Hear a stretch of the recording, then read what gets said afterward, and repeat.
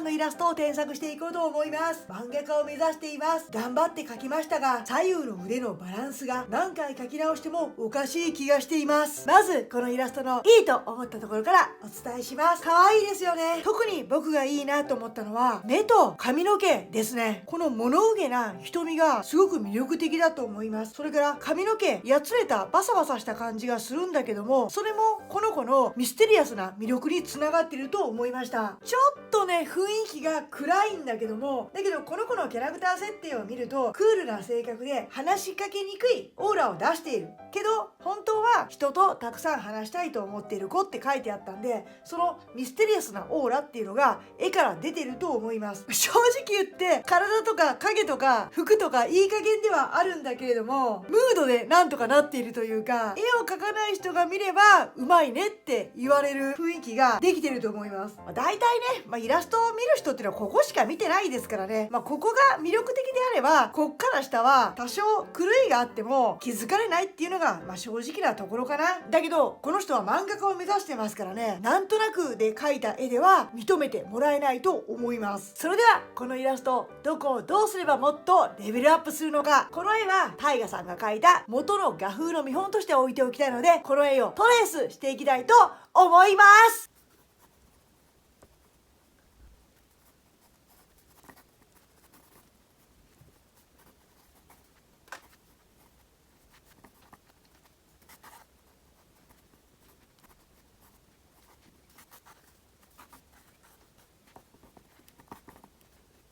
はい、トレースしました。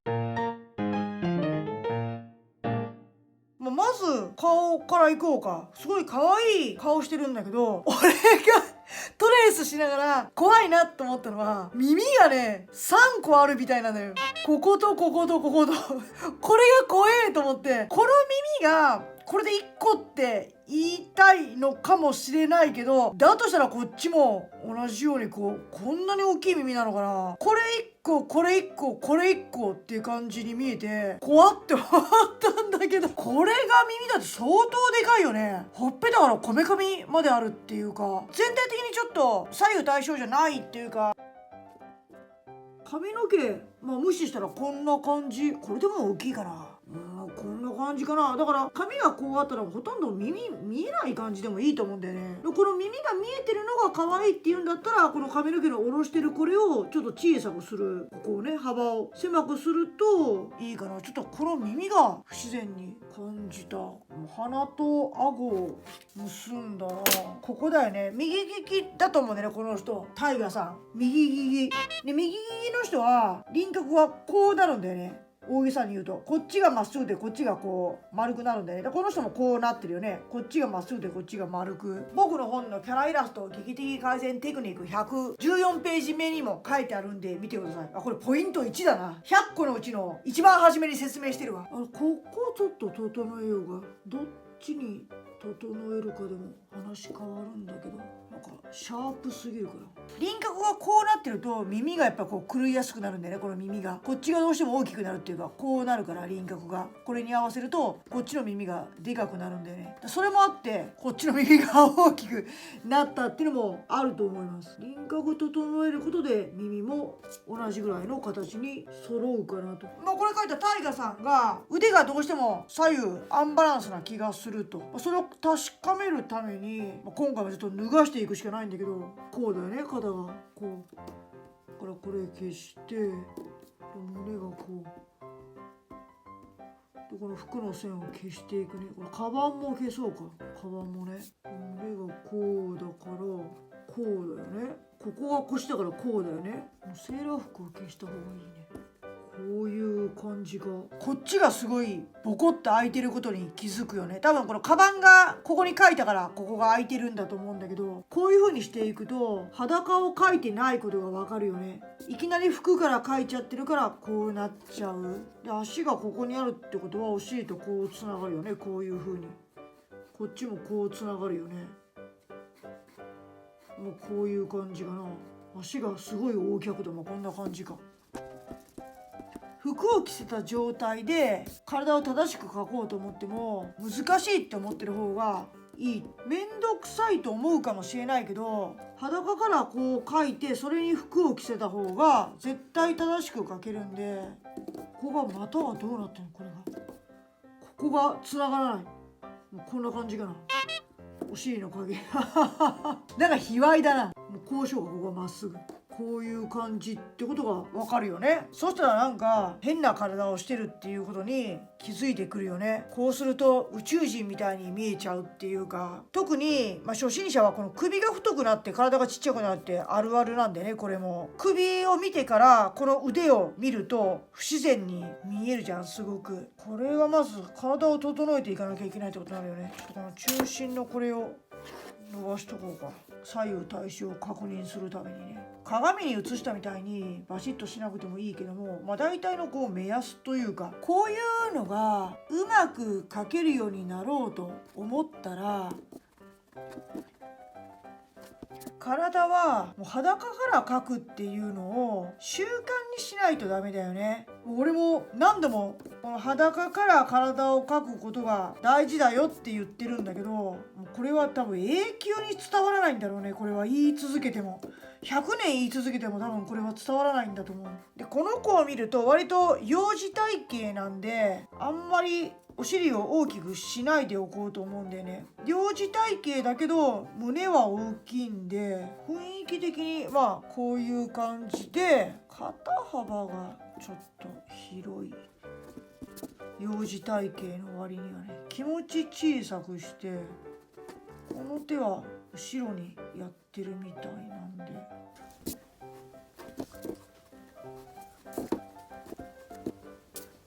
ざっくりと描いてから服を着せていく。この人の絵見たらすぐわかるんだけど、見てないんだよね、何にも。セーラー服も見てないし、カバンも見てない。セーラー服なのにセーターみたいな筋が入ってるとか、学生カバンにしてはこれはショルダーバッグみたいにちっちゃいとか、不自然にお腹が見えていて、この腰のあたりがちょっとどうなってるかわかんないとか、袖もこっちには縫い目があるけどこっちにはないとか、全てにおいて適当な感じが見えるんだよね。こういうのを描こうと思ったら、セーラー服ってネットで調べたらいくらでも出てくるわけだから、写真もイラストも。だから見て描くべきだよね。これにセーラー服を着せていこうと思うんだけど、突然ですがここで問題です。セーラー服を描くときに一番大事にしなければいけないところがあります。それはどこでしょう？答えは10秒後。ゆっくり考えたい人は動画を止めて考えてくださいね。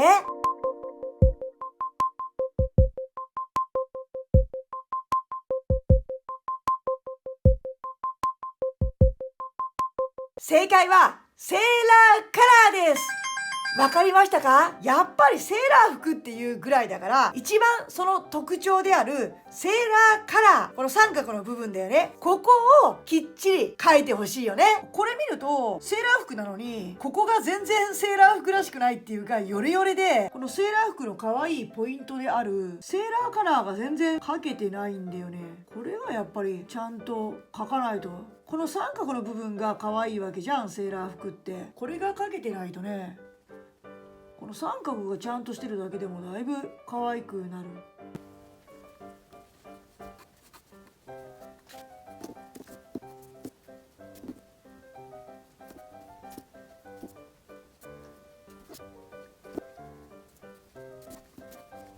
足が変な気がする。この子は横脚なのが可愛いから、もう開き気味なのはいいとして、ネクタイね、俺もこれ描く前にいろいろ調べたんだけど、この長さがどれくらいなのかなと思って気になって、スカーフタイプ、なんかこういうやつ、スカーフタイプはここよりも長いのも結構あったのね。だけどこんな風にこのネクタイタイプっていうか、ピタッと切れてるやつはこの服の上で終わってるやつが多かった。だから、これも服の上っていうか、こっから下より出ないようにしました。こういうの長さって規則ってないんだと思うんだけど、デザインによっていろいろあったんで、でも似たような感じにしておきました。でカバン、こんな風に書いたら、スクールバッグ持ってるなっていう感じに見えると思うんでね。これだったらお出かけ用のショルダーバッグみたいっていうか、学校に行くカバンじゃないみたいに見えるっていうか、学校に持っていくカバンって結構でかいんだよね。学生のみんなだったらわかると思うけど、結構いろんなもの入れるじゃん。教科書とかノートとかお弁当箱とか水筒とか、クラブ活動とかしてる人だったらもっと大きなスポーツバッグを持ってる人もいるかもしれないし、だからこのペラペラのスクールバッグっていうのはちょっとおかしいので、カバンはだいぶ変えさせてもらいました。こんな感じでペン入れしていこうかな。書く前にペン先変えようと思います。これもね、時々変えないとね、ペン先もね。ペン先を変えるのタイミングいつなのって言われるけど、書き味が変わったなと思ったら変えるとしか言いようがないんだけどね、使ってる頻度によってもだいぶ違うんで、線が太くなったなって思ってきたら変えた方がいいね。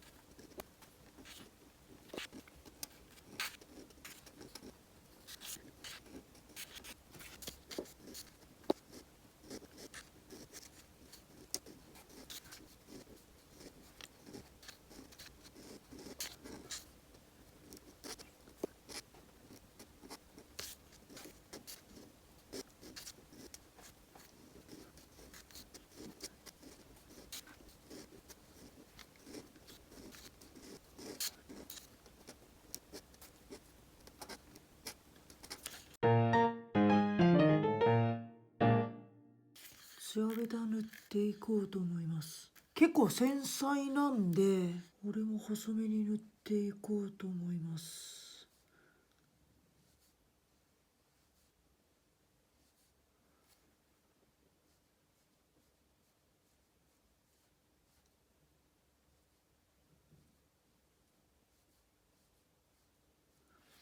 かすれるね。よくないな。絞って、もうインクがないのかもね。結構これ使ってるから。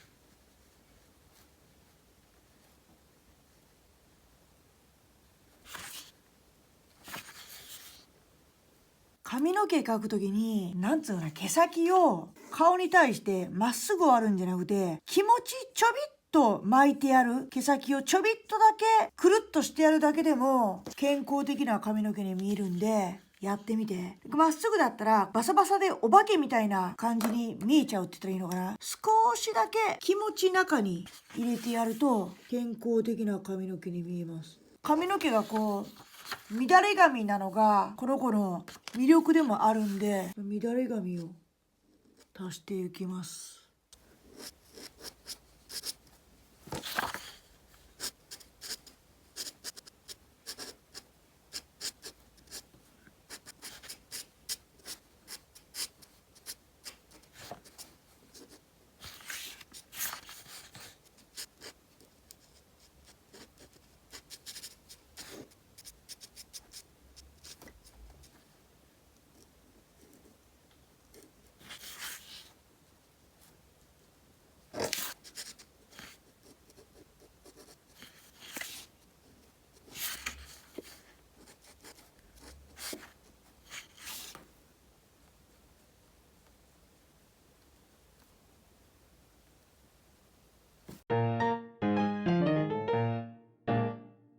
消しゴムかけていきます。それでちょっと線を確かめようと思います。今回はハイドの妖精が少ないね。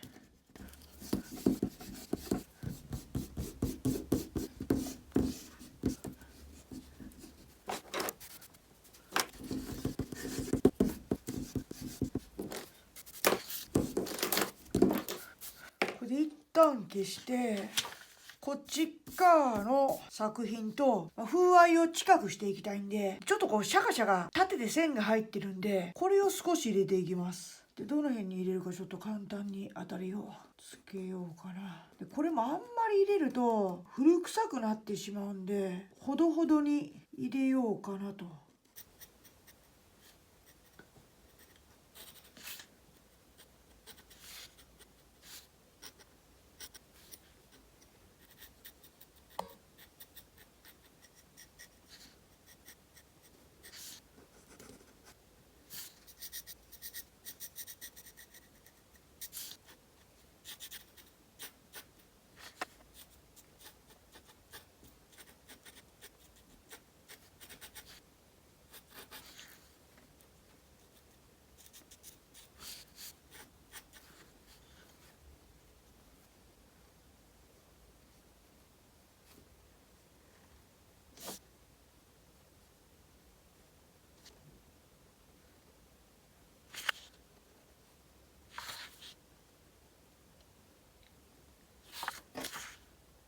お、可愛くなってきたね。ホワイトかけていきます。今回はでもあんまりないかな、ホワイトかけるところ。そんなに汚してもいないし。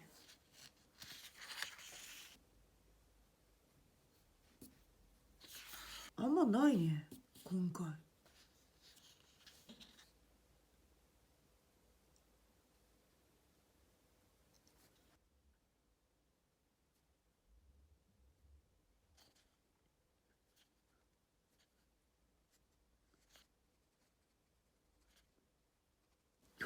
あんまりセンス良くなかったな。失敗した。なんでダメかっていうと、今のここのブロックとここのブロックが同じ幅っていうのがダサくなってしまった。どうしよう、直せないかな。あんまりいじくったらさらにダサくなるかもしれない。うわ、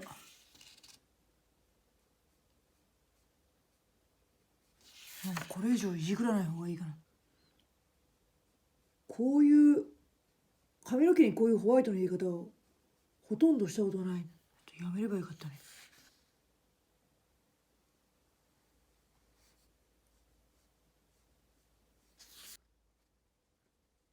どうしよう、これがちょっと直したいな。直せるかな。いらんことせん方がいいかな。なんかこれダサい。どうしようかな。どうやって復活させよう。いらんことしたら余計に傷口が広がりそう。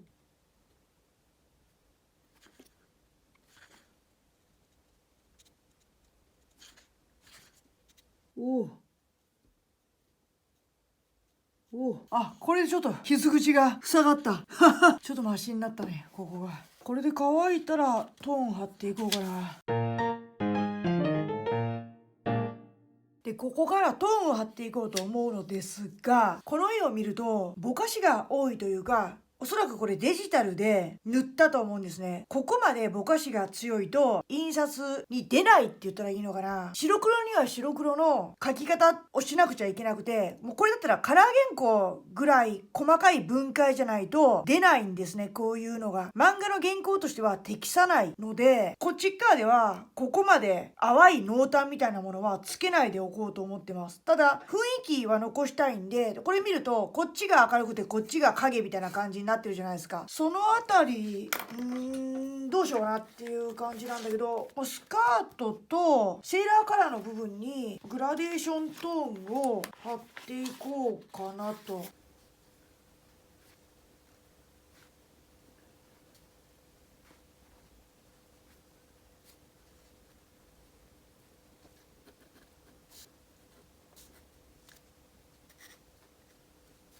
トーン貼るとか言って全然貼ってない。トーン貼りますとか言ってもう一回乾かさないとね。これにトーンを貼っていこうと思うんだけど、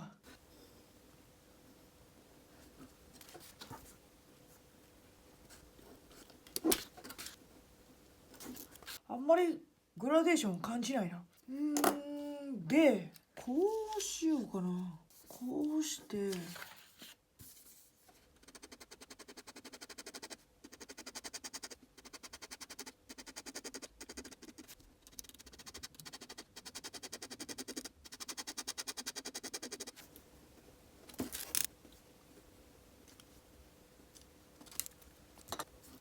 これが入るだけでも全然違う。このセーラーカラーのこれが入るだけで絵が見違えたね。見違えたっていう言葉合ってるっけ。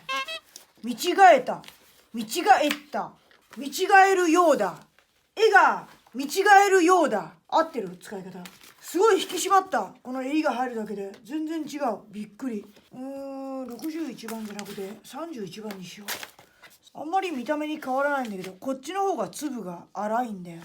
絵が大きいんで、絵が小さければ61でもいいんだけど、絵が大きいから31にします。絵が大きくなったらトーンの粒も気持ち大きめの貼るとバランスが良くなる。絵に合わせてトーンの粒も変える。絵の拡大によってトーンも拡大されていく。逆も言えるよね。絵が小さくなったらトーンの粒も細かくした方がバランスが良くなる。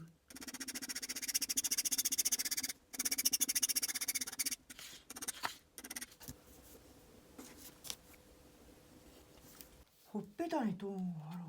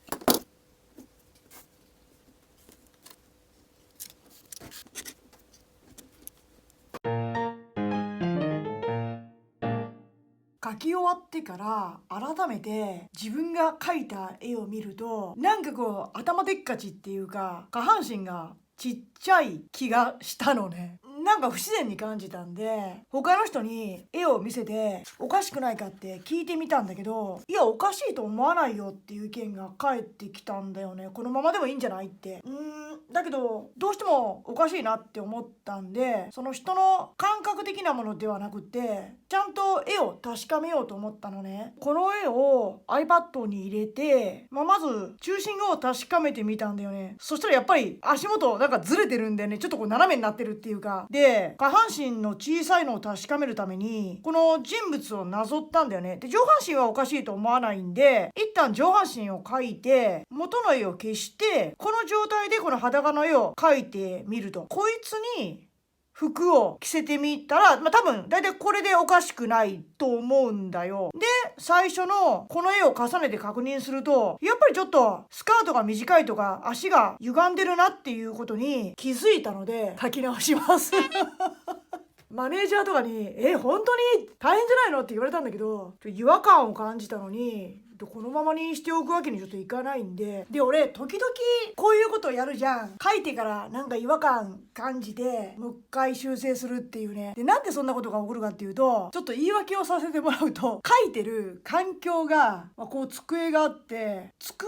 のこの真上にカメラがこうあって、こっから撮影してるんだよね。こういう状態で書いてるから斜めになるって言ったらいいのかな。で本当を言うと近眼なんで、こういう状態で描きたいのよ、絵を。だけどこうするとここにカメラがあるから絵が映らなくなっちゃうんだよね、この下にあるここの絵が。だからカメラを避けてこう描かなくちゃいけないのが、これが描きづらいんだよね、いっつも。だからこれ終わった後にこの絵を真正面から見た時に、あれなんか歪んでるなとかおかしいなっていうことが起きちゃうっていう。描き直します。気づかなかったのはもう俺が悪いんで、俺のせいなんで描き直します。でこっからどうするかっていうことなんだけど、全部を描き直すのは大変なんで、この腰から下の部分、スカートと足を直したいと思うので、こっから下をカッターで切っていこうと思います。カッターちょっとテープで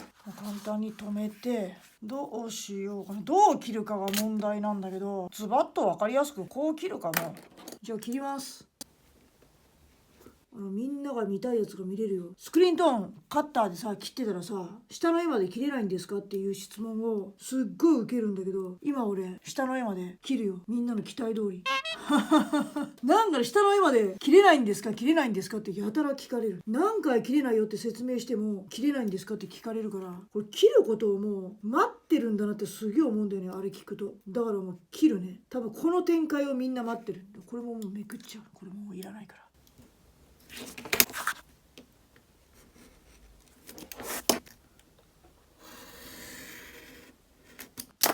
ズバーン。ほらこれでしょ、みんなが待ち望んでいたやつ。下の絵も切れないんですか。切ったよ。切ることもできるよ、こうやって。もちろんこうやって切ったら下半身がなくなったんで、これを足せば下の紙が白に戻るよね。これで書き直していきましょう。白黒原稿はこういう大胆なことができるからいいよね。これカラー原稿だったらこうはいかないけど。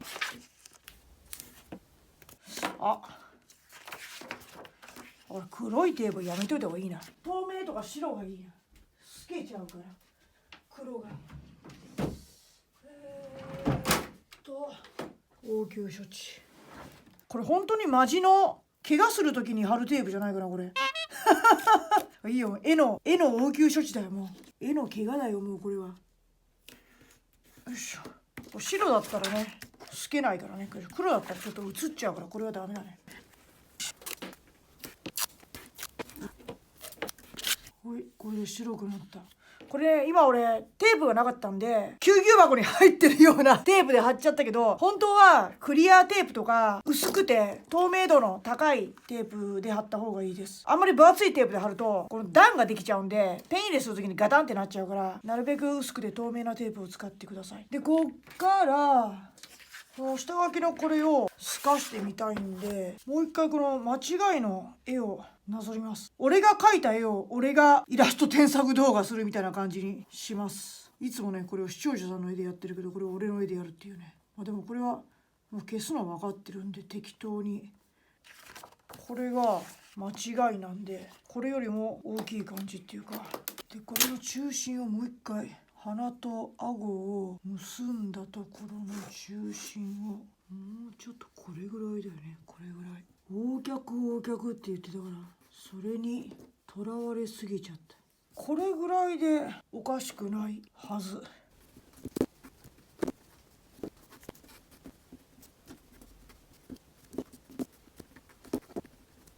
これぐらいだったらおかしくないんじゃないかな。もう本当に微妙な差だけど。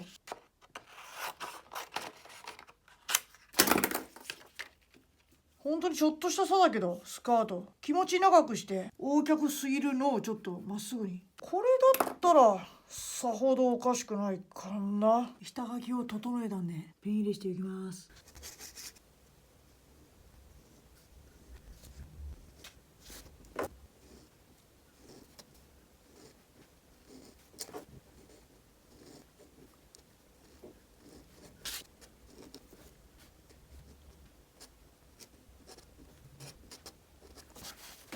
消しゴムかけてベタ塗っていきます。週刊連載中でもこういうことやるのかって気になってる人いると思うけど、やります。気づいたら。俺が連載してる時はパソコンっていうのはなかったんで、うわ、なんか汚っ。なんだこれ、乾いてなかった。気づいたら直します。だけど気づかなかったら直さないけどね。で、本になったりとか雑誌になってからあれなんだこれっていうのも結構、漫画があるあるだと思います。いつもこういうことやっちゃうな。慌てて仕上げようとするからだよね。もっとよく乾かして早く撮影したいから生乾きでいつも俺消しゴムかけちゃうんで、こんな風になっちゃうんだけど、こういうミスは連載中には少なかったかな。でもやっちゃっても直せるっていう思ってるからビビらないっていうか、ええわぐらいにしか思わないんだけどね。ここもベタになっちゃいます。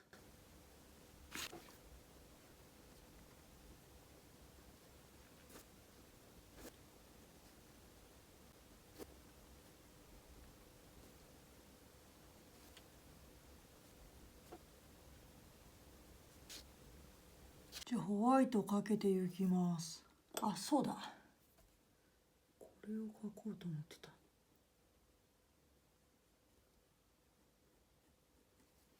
で、俺思ったのがね、この乱れ髪が頭大きく見せちゃってるっていうか、ちょっと錯覚させてるなと思ったので、この髪の毛をねちょっと消そうと思います。こいつ消すね。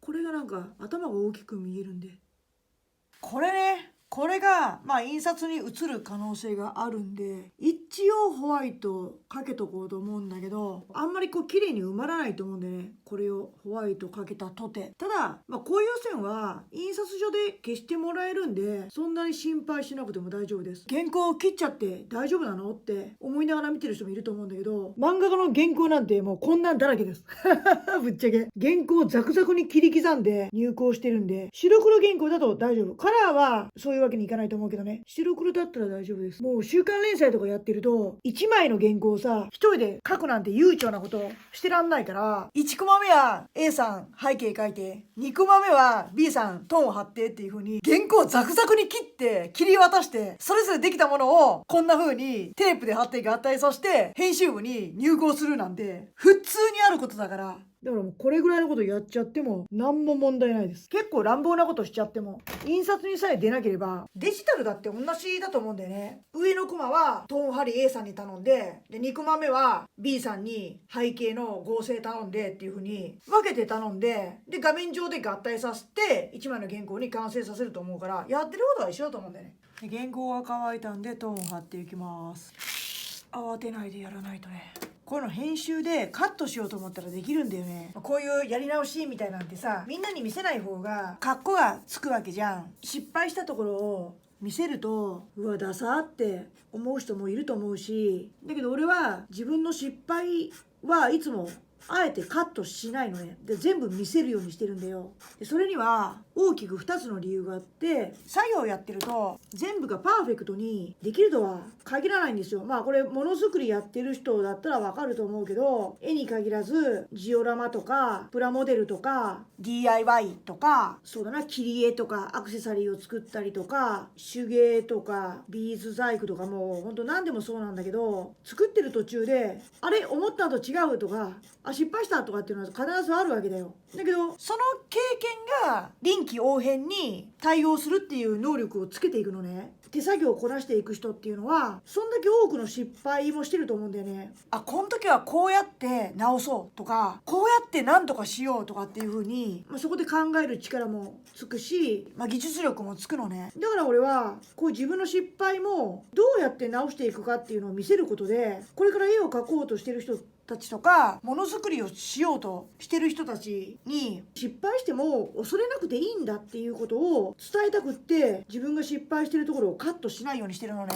だから本当は俺がやってる失敗とかを、これを見てる人たちが失敗した、じゃあこれどうしようっていう風に考えたりやり直すことで知恵や技術をつけていってほしいんだよ。だけど人のを見ることでも成長ってできるじゃん。で、そういうのを見せてくれる人ってあんまいないじゃん。かっこ悪いことだからさ、自分の失失敗を見せるっていうのは。もう一個の理由はライブ感だよね。これはライブではないけども、もしこれが生放送だったら失敗とかもう全部流れるわけじゃん。でそういう感じを出したいっていうか、生放送感みたいなものを出したいから、そのまま使うようにしてるっていうのがあります。俺の修正作業が一番好きだとか言ってくれる人もいるけどね、失敗してそこをどうやってハイドさんが直していくのかっていうところが一番見どころだって言ってくれる人もいるね。それ2だね。それはね、大人の意見だね、かなりね。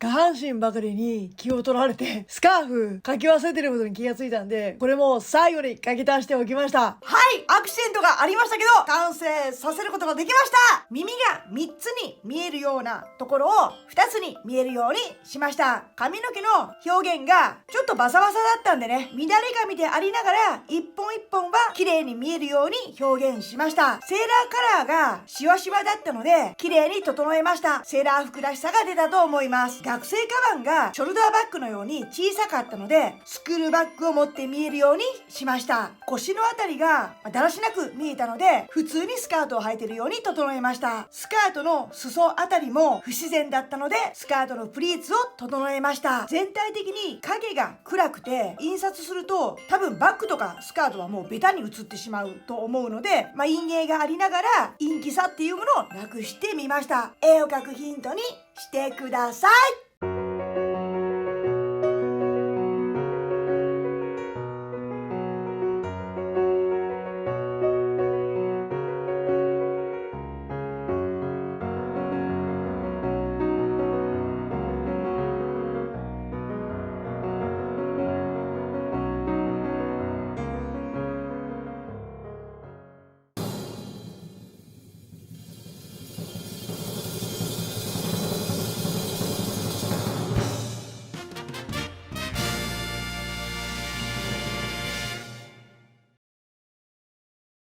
僕はこのチャンネルで皆さんの漫画の描き方のヒントになることを配信しています。週刊連載をやった僕しか話せない体験談などを配信しているので、ぜひチャンネル登録をよろしくお願いします。漫画制作やプロデビューの個別相談も受けていますので、概要欄にある LINE の友達追加もよろしくお願いします。この動画はハイドチャンネルがお送りしました。